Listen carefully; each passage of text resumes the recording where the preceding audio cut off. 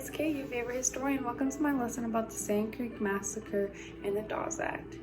Alright, let's go.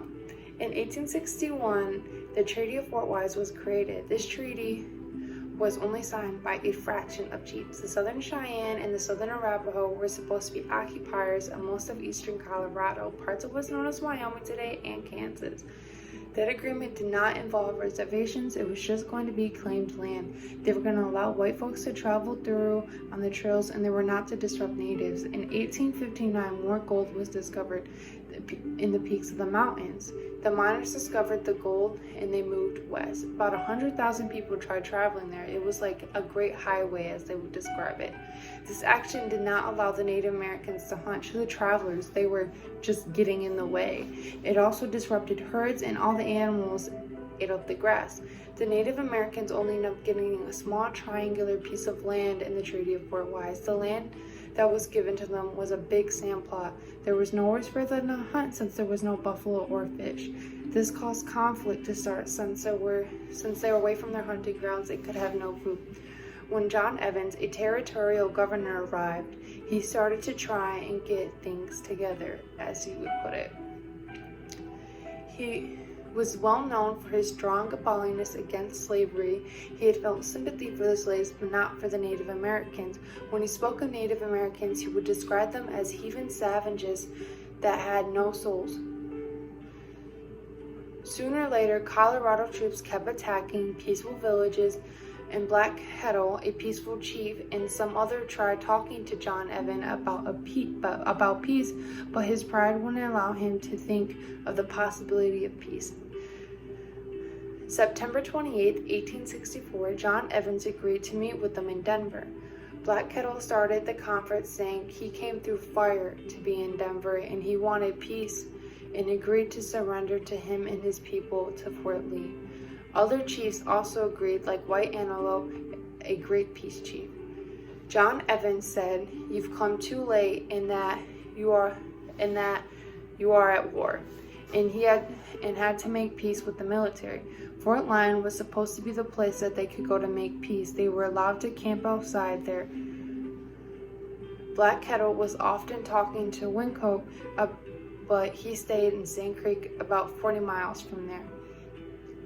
They took Wynkoop away because he was feeding the Native Americans and placed them with a new general that did the same thing, but after some time he told them he would no longer feed them. He told them to go to Sand Creek and wait there until further notice. Colonel John and Shevington and Evans wanted to get things together quickly, and because of that, it led to the Sand Creek Massacre in November. Shevington had kept hearing rumors and wanted to get something done so that they could no longer spread them. They went to Fort Lyon, put pickets around the area so no one could escape, and asked where the Native Americans were, and then they were told that they were at Sand Creek under the protection of the flag. The 100-dayers marched to Sand Creek, and the Native Americans woke up and they said it looked like it was a herd of buffalo. They knew it was the cavalry. On November 29th, 1864, the 20 chiefs in that village and the women and children, including the elderly people, were about to be attacked. The men that would usually be there to help were out hunting, and since they leave out for a few days at a time, they happen to not be there. On Black Kettle's lounge, there was a white flag and an American flag hung up to show that they were not to be harmed. The cavalry started attacking anyways, and people were trying to flee, and bodies just kept dropping. Women and children and their elders were just going one by one.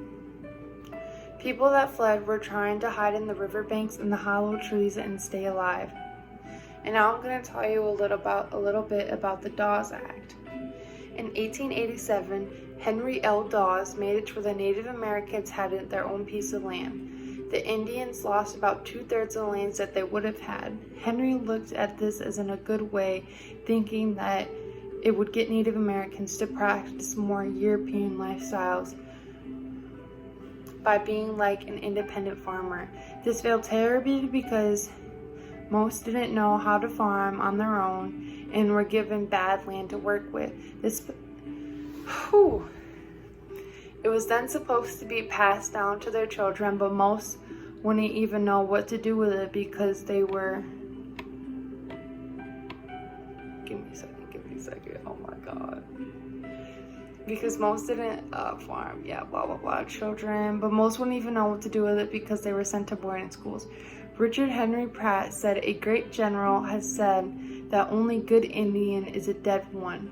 In that sense, I agree with this statement, but only in this, that all Indians there are in a race should be dead.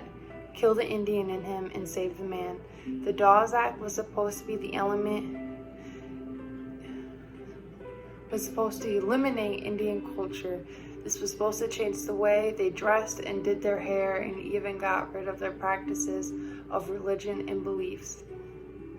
Hope you learned something.